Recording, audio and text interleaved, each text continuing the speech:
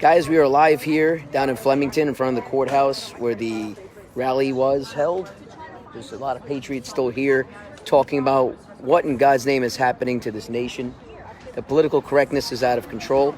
I'm not going to show this person's face, but she'll be able to explain to a lot of us out there what's exactly going on in these school districts, not just in New Jersey, but probably a lot of states in the nation.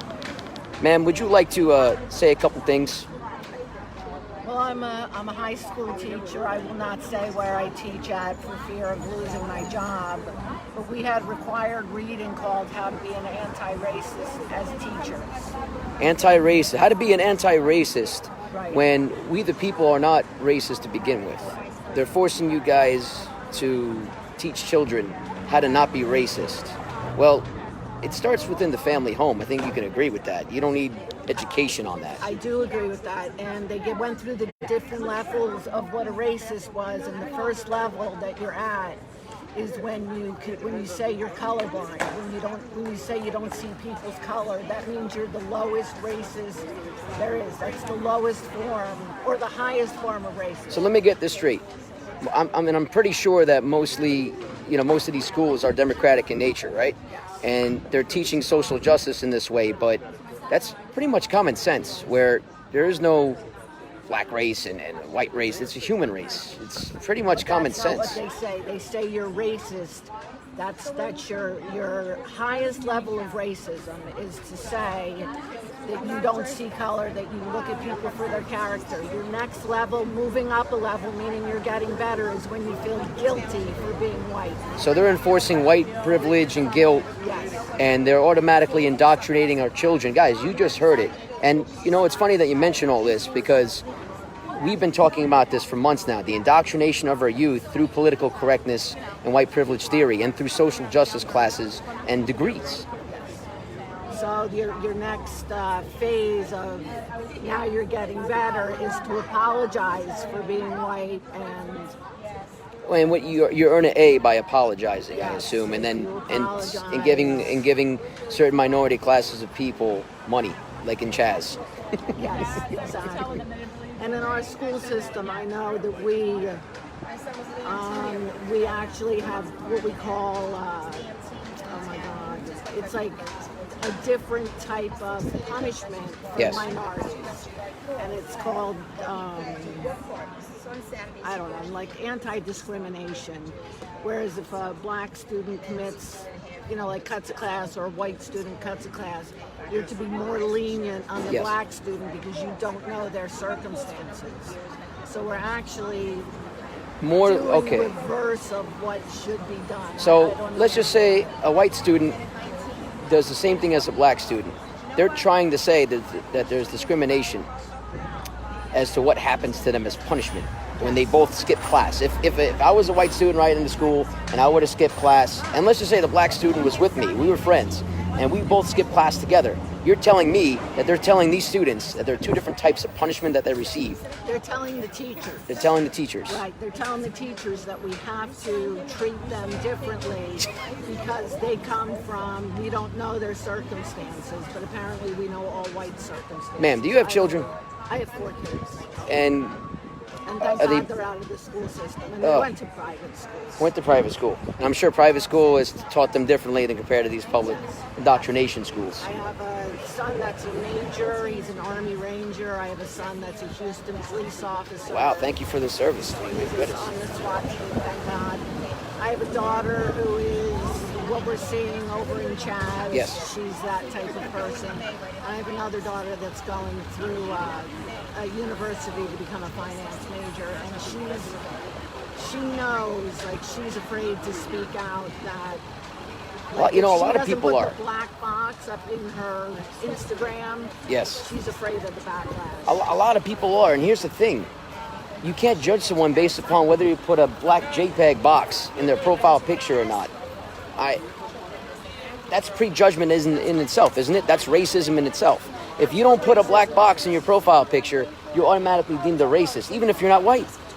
Well, I know, Dr. Martin Luther King talked about judging people by the not by the color of the skin, by their character. And I feel like we're That's going correct. backwards. Like we are now judging people by the color of their skin. That's correct. And I just don't understand it. Like, I don't know if I should even say this, but I feel like this movement is making me more racist.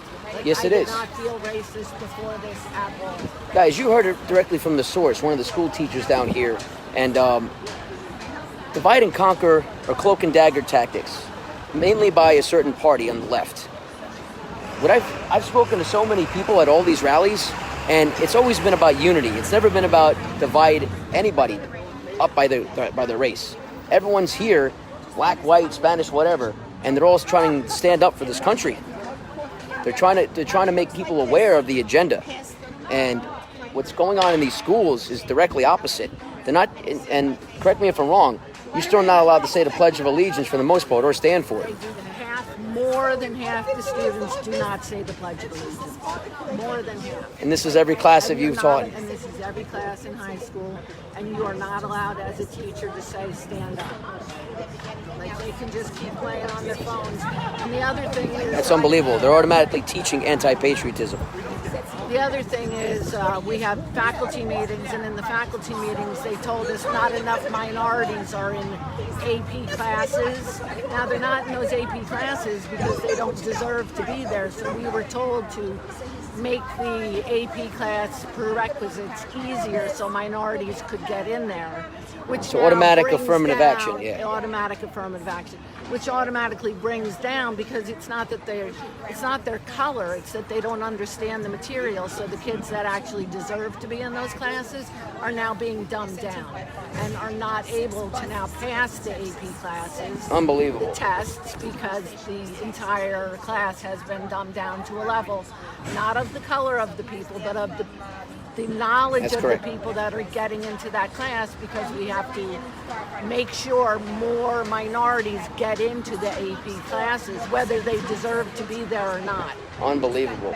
Guys, you're hearing it directly from the source. This is what's been going on in our school systems. And from what I can tell, special treatment for certain race groups only. Is that not racist? That's racist. Okay, from a personal standpoint, how long have you been teaching for? 13 years. 13 years. So 13 years in the teaching system, public school system. Okay. In your personal experience, what have you noticed about students of color? What is their attitude when they go into the classroom, and what do you think about the single motherhood rate between some of these minority groups? It really depends on the student, but I have encountered a lot of black students that have an attitude towards me because I'm white, and they'll actually put up their fist and say black power and you have white privilege. Unbelievable. This was just in the last year. Before that, it really wasn't that much. But I do notice that, on a whole, if I had to do it on a general whole, they are not as motivated to do well in school. And because they know they don't have to be motivated to do well in school. The indoctrination, everybody. It's been taught to them, not just by their families, but by mainstream media, what they're seeing on MTV. If you look at MTV, for the most part, and I tried to watch like maybe an hour of it or 2 hours of it, and in certain videos on YouTube in certain groups, and certain movement groups that have been teaching this, that it's okay to be disrespectful towards white people simply because they're white. I watch all these things. It's tons of anti-white rhetoric. It's disgusting. It is. The public education school system is a very big problem, and it's not just about race. It's about passing students that should not pass, and sometimes that's based on race. They didn't want to fire me, but they did not want me to teach the lower level classes anymore because I would fail students. So they bumped me up to teaching the higher level students. So your position was moved. Yes. Because you were failing students that didn't do well, and that's kind of like what a teacher's supposed to do. You're supposed to reinforce good habits and getting good grades and knowing the material that you're teaching.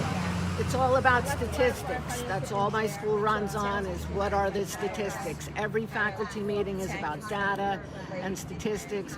How many kids of color, how many Hispanics, what classes they're in, and how many are passing. So if they're failing due to their own failure, that's not acceptable to the school, and the administration absolutely puts pressure on you to pass them. Unbelievable. Regardless of what they do. If they do absolutely nothing, you are pressured to pass them. And I did not give in to the pressure. And you know what? I got a better position because of it, because I got students who were motivated. That's all it takes. If you want to do good in your life, as a teacher, I'm an educator as well in the martial arts. There's no student that's going to earn a black belt in my school unless I see the effort, unless I see the willingness to improve oneself, to get, not just physically fit, but mentally fit. Understanding technique, understand the value of self-defense, understand that working hard is okay. For the longest time, and I see this now even with the youth that have come into our doors and inquired with their parents, and their parents are actually asking us to teach them and treat them special. Like, my son doesn't like this, my son doesn't like that, my son needs this, my son... No, listen, lady, you're here. The reason why you walked into my doors is because you want to learn self-protection. You want your kid to be able to withstand any type of an onslaught from a bully, or when they get teased, knowing what to do in a situation. I'm not here to cater to politeness. I'm not here to cater to your kid when they start crying, when they don't like what the class is. Like, we're here to educate you. There's a difference. We're not there to, accustomed to 6-year-old and 7-year-old requests. And that's very similar plane than you and I are talking about. And right, and that's what goes on in the school. I walked in one day, maybe about a year and a half ago, because I had certain students in my class that would not listen, they did not care what I said, and I'm very good at what I do. I am ex-military. Well, thank you for your service. You're welcome. And I know how to run a class, but the administration didn't want to punish the kids anymore, so they would just talk to them, actually give them a lollipop, and send them back to my class. Unbelievable. To the point where I walked into the vice principal's office and I said, if you don't do something right now, I do not need this job. I am independently wealthy. I can take care of myself. I can get another job. You became a teacher to serve your community. Yes. Because you want to give back. Yes. As a veteran, you want to give back. Yes. That's the correct course of action for any veteran. A veteran that came back in one piece and still wants to give back to their society and their country. That's very patriotic. I had to threaten to quit, and I said I was going to walk out right then and there. And that's when they decided to call the students and suspend them or punish them, or at least even write something. But it took a threat of me quitting for them to do that. Well, ma'am, thank you very much for your thoughts and your overwhelming support of what we have left as part of this country. Good people that are willing to do the right thing and teach and educate children and make sure that they do know the material, and that they're very productive members in society, and that they're patriotic, and that they, appreciate their country. And I just want to add an addendum. A lot of the students are very respectful. A lot of them are. They say thank you. It means, once they moved me up into the higher level classes, those kids are respectful. The ones that want to achieve are. It's the other ones who know that they can just get past, and they're very disrespectful. Because they can get away with it. There are no repercussions to their actions. Right, because they're Likewise. not interested. They just want to, get through school, fly through it. Because that's what they were taught. Exactly. I see. Because that's what they were taught. But you do have a lot of students that want to learn, want to, and those students are extremely respectful. So we're missing discipline. We are missing, you heard it, we are missing discipline, we're missing respect for our teachers, for our authoritative figures, especially for police. So thank you very much for your interview. Guys, you heard it from a source, and the reason why I'm holding the camera this way, obviously to protect this teacher's, position. Because we know if you speak out against anything like this and you show your face, you're automatically labeled. And that's not fair to the person that wants to promote this country as a great country to be in, compared to everything that's been taught and indoctrinated to our youth towards hating it. We'll be back in a little bit. Man, thank you very much again for your